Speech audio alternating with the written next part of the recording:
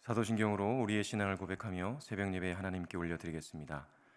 전능하사 천지를 만드신 하나님 아버지를 내가 믿사오며 그 외아들 우리 주 예수 그리스도를 믿사오니 이는 성령으로 잉태하사 동정녀 마리아에게 나시고 본디오 빌라도에게 고난을 받으사 십자가에 못 박혀 죽으시고 장사한 지 사흘 만에 죽은 자 가운데서 다시 살아나시며 하늘에 오르사 전능하신 하나님 우편에 앉아 계시다가 저리로서 산자와 죽은 자를 심판하러 오시리라. 성령을 믿사오며 거룩한 공예와 성도가 서로 교통하는 것과 죄를 사하여 주시는 것과 몸이 다시 사는 것과 영원히 사는 것을 믿사옵나이다. 아멘.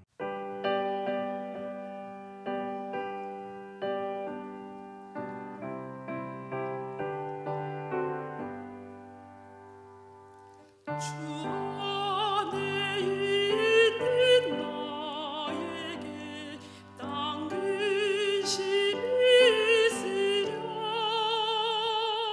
십자가 밑에 나아가 내 집을 보란네. 주님을 찬송하면서 할렐루야 할렐루야 내 앞길 멀다함에도 나 주님만 따라가리. 그 두려움이 변하여 내 기도 되었고 첫날의 한숨 변하여 내 노래 되었네. 주님을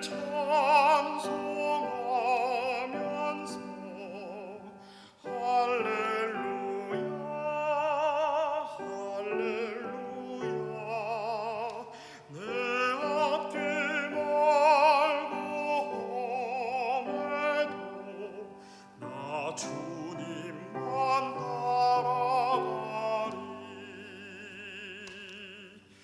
내 주는 자비하셔서 늘 함께 계시고 내 궁핍함을 아시고 늘 채워주시네. 주님을 찬송하면서 할렐루야 할렐루야 내 앞길 멀고 험해도 나 주님만 따라가리. 내 주와 맺은 언약은 영불변하시는 그 나라 가기까지는 늘 보호하시네.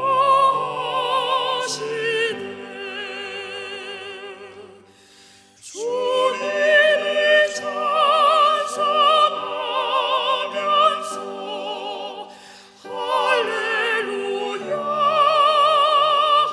할렐루야 내 앞길 멀고 험해도 나 주님만 따라가리.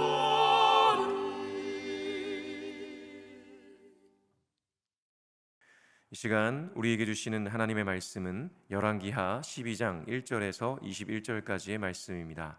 제가 봉독하겠습니다. 예후의 제7년에 요아스가 왕이 되어 예루살렘에서 40년간 통치하니라. 그의 어머니의 이름은 시비아라. 브엘세바 사람이더라. 요아스는 제사장 여호야다가 그를 교훈하는 모든 날 동안에는 여호와 보시기에 정직히 행하였으되 다만 산당들을 제거하지 아니하였으므로 백성이 여전히 산당에서 제사하며 분향하였더라. 요아스가 제사장들에게 이르되 여호와의 성전에 거룩하게 하여 드리는 모든 은 곧 사람이 통용하는 은이나 각 사람의 몸값으로 드리는 은이나 자원하여 여호와의 성전에 드리는 모든 은을 제사장들이 각각 아는 자에게서 받아들여 성전의 어느 곳이든지 파손된 것을 보거든 그것으로 수리하라 하였으나 요아스 왕 제23년에 이르도록 제사장들이 성전의 파손한 데를 수리하지 아니하였는지라. 요아스 왕이 대제사장 여호야다와 제사장들을 불러 이르되 너희가 어찌하여 성전의 파손한 데를 수리하지 아니하였느냐. 이제부터는 너희가 아는 사람에게서 은을 받지 말고 그들이 성전의 파손한 데를 위하여 드리게 하라. 제사장들이 다시는 백성에게 은을 받지도 아니하고 성전 파손한 것을 수리하지도 아니하기로 동의하니라. 제사장 여호야다가 한 궤를 가져다가 그것의 뚜껑에 구멍을 뚫어 여호와의 전문 어기 오른쪽 곧 제단 옆에 두매 여호와의 성전에 가져오는 모든 은을 다 문을 지키는 제사장들이 그 궤에 넣더라. 이에 그 궤 가운데 은이 많은 것을 보면 왕의 서기와 대제사장이 올라와서 여호와의 성전에 있는 대로 그 은을 계산하여 봉하고 그 달아본 은을 일하는 자 곧 여호와의 성전을 맡은 자의 손에 넘기면 그들은 또 여호와의 성전을 수리하는 목수와 건축하는 자들에게 주고 또 미장이와 석수에게 주고 또 여호와의 성전 파손한 데를 수리할 제목과 다듬은 돌을 사게 하며 그 성전을 수리할 모든 물건을 위하여 쓰게 하였으되 여호와의 성전에 드린 그 은으로 그 성전의 은 대접이나 불집게나 주발이나 나팔이나 아무 금 그릇이나 은 그릇도 만들지 아니하고 그 은을 일하는 자에게 주어 그것으로 여호와의 성전을 수리하게 하였으며 또 그 은을 받아 일꾼에게 주는 사람들과 회개하지 아니하였으니 이는 그들이 성실히 일을 하였음이라. 속건제의 은과 속죄제의 은은 여호와의 성전에 드리지 아니하고 제사장에게 돌렸더라. 그때의 아람 왕 하사엘이 올라와서 가드를 쳐서 점령하고 예루살렘을 향하여 올라오고자 하므로 유다의 왕 요아스가 그의 조상들 유다 왕 여호사밧과 여호람과 아하시야가 구별하여 드린 모든 성물과 자기가 구별하여 드린 성물과 여호와의 성전 곳간과 왕궁에 있는 금을 다 가져다가 아람 왕 하사엘에게 보냈더니 하사엘이 예루살렘에서 떠나갔더라. 요아스의 남은 사적과 그가 행한 모든 일은 유다 왕 역대지략에 기록되지 아니하였느냐. 요아스의 신복들이 일어나 반역하여 실라로 내려가는 길가에 밀로 궁에서 그를 죽였고 그를 쳐서 죽인 신복은 시므앗의 아들 요사갈과 소멜의 아들 여호사밧이었더라. 그는 다윗 성에 그의 조상들과 함께 장사되고 그의 아들 아마샤가 그를 대신하여 왕이 되니라. 아멘. 제가 기도하겠습니다. 참 좋으신 주님, 오늘도 우리에게 호흡을 주셔서 주님을 예배하게 하시니 감사합니다. 우리 삶의 어떤 순간도 결코 하나님의 은혜 없이는 살 수 없습니다. 오늘도 그 진리를 알기에 주님 앞에 나아와 마음의 무릎을 꿇고 주님을 경배합니다. 이 시간 오늘을 살아갈 만나, 오늘의 은혜를 부어 주옵소서. 그렇게 오늘의 은혜를 받아 누리며 승리하는 한날 되기를 간절히 소원합니다. 오늘도 진리의 말씀으로 가르쳐 주시는 주님께 감사드리며 예수 그리스도의 이름으로 기도합니다. 아멘. 할렐루야. 오늘도 주님을 예배하는 자리에 서신 모든 분들에게 한량없는 하나님의 은혜와 복이 넘치시기를 간절히 축원합니다. 오늘은 어제가 아닌 오늘의 은혜로라는 제목으로 하나님 말씀 전하겠습니다. 오늘 본문에 등장하는 요아스 왕은요, 정말 구사일생으로 살아남아 왕이 된 인물이죠. 요아스는 7살에 왕이 되었는데요, 그럴 수밖에 없는 것이 요아스의 할머니가 요아스의 아버지인 아하시야가 죽자 모든 왕의 자식들을 다 죽였기 때문이었습니다. 이해가 되십니까? 다시 말하면 할머니가 손주들을 다 죽였다는 것입니다. 그것도 자신이 나라를 다스리기 위해서 말이죠. 이 극악무도한 할머니가 바로 북이스라엘의 아합과 이세벨의 딸이면서 남유다의 왕비가 된 아달랴였습니다. 이 아달랴로 인해 다윗의 대가 끊어질 뻔했던 아찔한 역사가 바로 오늘 요아스 왕의 배경 이야기가 되는 것이죠. 할머니 아달랴의 말도 안 되는 폭력으로 인해 왕이 되어야 할 모든 자식들이 다 죽임을 당했지만 감사하게도 고모 여호세바와 또 제사장 여호야다의 활약으로 요아스는 유일하게 살아남을 수가 있었고요. 6년 동안 성전에서 숨어 지내게 됩니다. 결국 7년 만에 7살인 요아스가 왕위에 오를 수 있게 되었던 거죠. 요아스는 기적적으로 생존한 왕이었고요. 또 은혜로 된 왕이었습니다. 하나님께서 다윗의 대가 끊어지지 않게 하시겠다는 약속을 지키신 결정적 언약의 증인이기도 했습니다. 그런 요아스이기에 이 요아스의 처음은요 정말 좋았습니다. 요아스는 어린 나이에 왕이 되었기 때문에 자연히 옆에 있을 만한 사람의 도움이 필요했습니다. 참 감사하게도요 이 요아스에게는 여호야다라는 신실한 제사장이 있었습니다. 어린 시절 여호야다의 가르침을 통해서 요아스는 하나님을 경외하는 법을 배우고 또 하나님의 뜻에 순종하는 법을 배울 수가 있었죠. 그리고 그러한 요아스의 선함은요 성전을 수리하라는 그의 명령에서 분명하게 드러나게 됩니다. 4절부터 7절에 이렇게 기록하는데요, 요아스가 제사장들에게 이르되 여호와의 성전에 거룩하게 하여 드리는 모든 은 곧 사람이 통용하는 은이나 각 사람의 몸값으로 드리는 은이나 자원하여 여호와의 성전에 드리는 모든 은을 제사장들이 각각 아는 자에게서 받아들여 성전의 어느 곳이든지 파손된 것을 보거든 그것으로 수리하라 하였으나 요아스 왕 제23년에 이르도록 제사장들이 성전의 파손한 데를 수리하지 아니하였는지라. 요아스 왕이 대제사장 여호야다와 제사장들을 불러 이르되 너희가 어찌하여 성전의 파손한 데를 수리하지 아니하였느냐. 이제부터는 너희가 아는 사람에게서 은을 받지 말고 그들이 성전의 파손한 데를 위하여 드리게 하라. 요아스는요 자신이 6년 동안 숨어 지내던 성전을 무척 사랑했던 것 같습니다. 그래서 할머니 아달랴가 통치하던 그 6년 동안 파괴되었던 성전과 바알을 숭배하는 데 사용되었던 이 성전의 기물들을 다시 새롭게 하기를 원했죠. 그래서 요아스는 모든 사람들이 드리도록 되어 있는 이 성전세와 또 마다들을 하나님께 드린다는 의미로 바치는 세금, 또 백성들이 자원하여 드리는 헌금을 동원하여 이 파괴된 성전을 수리하라고 명령합니다. 그런데요 어떻게 된 일인지 요아스가 왕이 된 지 23년이 지나 그가 30세가 되도록 성전이 수리되지 않고 있었습니다. 그래서 요아스가 어떻게 했을까요? 놀랍게도 이 대제사장 여호야다와 제사장들을 불러서 혼을 냅니다. 여호야다가 누군가요? 요아스를 죽음의 위기에서 구해내어 그를 왕위에 올려놓은 사람이었습니다. 게다가 어린 나이였던 자신을 보좌하여 지금에 이르기까지 도운 인물이 바로 여호야다였죠. 그럼에도 요아스는요 이 여호야다를 불러서 혼을 낸 것입니다. 이것은 정말 쉽지 않은 일이죠. 그러나 요아스는 공과 사를 구분할 줄 알았고요, 또 무엇보다 하나님의 성전이 수리되지 않는 것이 마음 아팠던 사람이었습니다. 그래서 요아스는 친분이나 정에 이끌리지 않았고 아무리 여호야다라 할지라도 하나님의 성전을 제대로 관리하지 않은 것에 대해서는 책임을 분명하게 물었던 것입니다.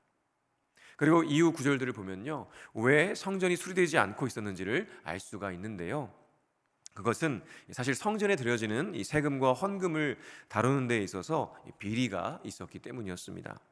세금과 헌금을 이 제사장들이 받아서 성전을 직접 관리하게 되어 있었는데요, 그 과정에서 그 재정에 손을 대는 일들이 지속적으로 있었다는 것을 알 수가 있습니다.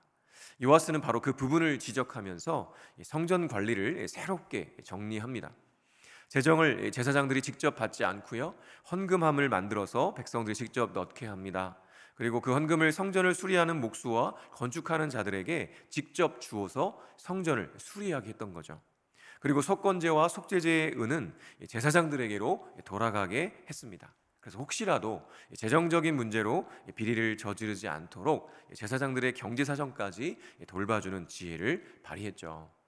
여러분, 이 성전 수리라는 이 한 가지 일만 보아도요 요아스가 얼마나 잘 자랐는지 알 수가 있죠. 어렸을 때부터 여호야다의 가르침을 받으며 자랐고요, 또 성전을 사랑하는 이 요아스의 모습을 보면요 정말 성군이라는 말이 나올 것만 같습니다. 그런데요 안타깝게도 기적의 아이, 은혜의 왕이었던 이 요아스는요 그 첫 마음을 끝까지 이어가지 못합니다. 오늘 본문 2절과 3절에 이렇게 기록하는데요, 요아스는 제사장 여호야다가 그를 교훈하는 모든 날 동안에는 여호와 보시기에 정직히 행하였으되 다만 산당들을 제거하지 아니하였으므로 백성이 산당에서 제사하며 분향하였더라. 요아스는 이 여호야다가 교훈하는 날, 그러니까 여호야다가 사는 날 동안에는 여호와 보시기에 정직히 행했지만요, 그 이후에는 그렇지 않았다는 것을 알 수가 있습니다. 사실 열왕기에는 자세히 나오지 않지만 이 역대기에 보면요, 요아스가 여호야다가 죽은 이후에 어떻게 변하게 되는지 자세히 기록하고 있습니다. 여호야다가 죽은 후에 요아스는요, 여호야다의 빈자리를 틈타서 요아스에게 다가온 유다 방백, 그러니까 유력한 자들의 말을 듣고요, 또 여호와 하나님을 버리게 되고 아세라 목상과 우상들을 섬겼습니다. 게다가 그렇게 하나님을 배반하고 우상을 숭배하는 요아스에게 하나님께서 여호야다의 아들이었던 이 스가랴를 보내셔서 책망하셨는데요, 그렇게 책망하고 있는 스가랴를 돌로 쳐 죽였습니다. 도저히 우리가 지금까지 본 요아스라고는 상상이 안 되죠. 오히려 아달랴를 떠올릴 정도로 아주 변해버린 요아스를 보게 됩니다. 그리고 그렇게 스가랴를 쳐 죽인 뒤 1년 후에 아람 군대가 쳐들어오죠. 그 이야기가 바로 오늘 본문 17절부터 이어지는 내용입니다. 17절과 18절에 이렇게 기록하죠. 그때에 아람 왕 하사엘이 올라와서 가드를 쳐서 점령하고 예루살렘을 향하여 올라오고자 하므로 유다의 왕 요아스가 그의 조상들 유다 왕 여호사밧과 여호람과 아하시아가 구별하여 드린 모든 성물과 자기가 구별하여 드린 성물과 여호와의 성전 곳간과 왕궁에 있는 금을 다 가져다가 아람 왕 하사엘에게 보냈더니 하사엘이 예루살렘에서 떠나갔더라. 열왕기만 보면요, 갑자기 아람 왕이 쳐들어온 것 같지만요, 역대기를 보면 알 수 있듯이 그것은 하나님을 거역하고 책망하던 스가랴마저도 쳐 죽인 요아스와 남유다를 향한 하나님의 심판의 결과였다라는 것을 알 수가 있습니다. 그런데요, 너무나 안타깝게도 이번에도 요아스는요, 정신을 차리고 하나님 앞에 나아가는 것이 아니라 은금을 모두 아람 왕 하사엘에게 갖다 바치는 인간적인 방법으로 위기를 모면하려고 합니다. 아마도 요아스는요, 자신이 그렇게 돈으로 위기를 모면했다는 것에 대해서 잘했다고 생각했을 것입니다. 그러나 그것이 얼마나 큰 착각이었는지 모릅니다. 그렇게 잠시 위기를 모면한 것처럼 보였지만요, 결국 요아스는 신복들의 반역으로 죽임을 당하고 맙니다. 오늘 본문 20절과 21절에 이렇게 기록합니다. 요아스의 신복들이 일어나 반역하여 실라로 내려가는 길가에 밀로궁에서 그를 죽였고, 그를 쳐서 죽인 신복은 시므앗의 아들 요사갈과 소멜의 아들 여호사밧이었더라. 그는 다윗성에 그의 조상들과 함께 장사되고 그의 아들 아마샤가 그를 대신하여 왕이 되니라. 역대기에 보면요, 좀 더 자세히 나와 있는데요, 요아스는 이 아람과의 전쟁으로 인해서 큰 부상을 당하게 됩니다. 그리고 그렇게 부상을 입은 요아스를 그의 신복들이 침상에 있는 상황에서 죽인 것이죠. 여러분, 이 요아스의 말로가 너무나 비참하지 않습니까? 도대체 그토록 하나님의 은혜를 많이 받아 누린 요아스가 어떻게 이렇게 변절하게 되었을까요? 어린 시절 요아스는 할머니 아달랴의 맛으로부터 기적적으로 살아남았고요, 또 여호야다라는 하나님의 사람에게 가르침을 받으며 하나님을 사랑하고 그분의 길로 행하던 인물이었습니다. 그러나 안타깝게도 여호야다가 죽은 이후 요아스는 더 이상 하나님의 은혜 안에 머물지 않았습니다. 그저 지난 시절 어제 받았던 은혜로 여전히 오늘을 살았던 것이죠. 어제 이렇게 내가 은혜를 받았고 누렸으니 오늘도 내일도 그럴 것이라고 여겼던 것입니다. 그러나 하나님 나라의 법칙은요, 그렇지 않죠. 어제의 은혜는 어제로 족한 것입니다. 오늘은 오늘의 은혜로 살아야 하는 것이죠. 그 원리는 이미 이스라엘 선조들이 출애굽했던 광야 40년을 통해서 뼈저리게 배웠던 원리이기도 했습니다. 하나님께서는요, 매일 새벽마다 내리는 만나는 오직 그날 하루치만 거둘 수 있도록 하셨습니다. 욕심을 부리거나 또 게을러서 며칠분을 거두면요, 다음 날 다 썩어버리게 하셨습니다. 왜냐하면 그들을 살게 하는 것이 육적인 음식이 아니라 바로 하나님이심을 알게 하시기 위함이었죠. 어제 거둔 만나로 오늘과 내일도 살려고 하는 것은요, 욕심이었고 죄였습니다. 그리고 불순향이었죠. 어제는 어제의 만나로, 또 오늘은 오늘의 만나로, 내일은 또 내일의 만나로 사는 것, 그렇게 날마다 하나님을 의지하며 그분께로부터 공급을 받아 살아가는 것이 바로 하나님의 뜻이었습니다. 그러나 안타깝게도 요아스는요, 그저 과거에 받아 누린 은혜에 머물러 버렸습니다. 오늘과 내일은 또 다른 은혜를 받아 살아야 한다는 것을 망각하고 그렇게 하나님을 의지하지 않고 사람과 물질을 의지하며 하나님을 놓쳐버렸던 거죠. 여러분은 어떠신가요? 혹시 요아스처럼 어제 받은 은혜로 오늘과 내일을 살려고 하지는 않으십니까? 만일 그렇다면요, 속히 돌이키시기 바랍니다. 오늘은 어제가 아니라 오늘의 은혜로 사는 것입니다. 우리 하나님은 어제만 하나님이 아니라 오늘도 내일도 우리의 하나님이시요 왕이십니다. 그래서 오늘은 살아계신 하나님과 오늘 교제하며 그분 앞에 나아가 오늘의 만나를 받아 살아가야 하는 것입니다. 그것이 바로 진정 하나님 나라 백성의 삶의 모습인 줄 믿습니다. 그러니 오늘도 하나님 앞에 머물러 그분과 깊이 교제하는 시간을 가지십시오. 그래서 그분께서 공급해 주시는 만나와 은혜로 오늘 하루도 넉넉히 승리하는 복이 있으시기를 간절히 축원합니다. 주기도문으로 예배를 마치겠습니다. 하늘에 계신 우리 아버지여, 이름이 거룩히 여김을 받으시오며 나라가 임하시오며 뜻이 하늘에서 이루어진 것 같이 땅에서도 이루어지이다. 오늘 우리에게 일용할 양식을 주시옵고 우리가 우리에게 죄 지은 자를 사하여 준 것 같이 우리 죄를 사하여 주시옵고 우리를 시험에 들게 하지 마시옵고 다만 악에서 구하시옵소서. 나라와 권세와 영광이 아버지께 영원히 있사옵나이다. 아멘.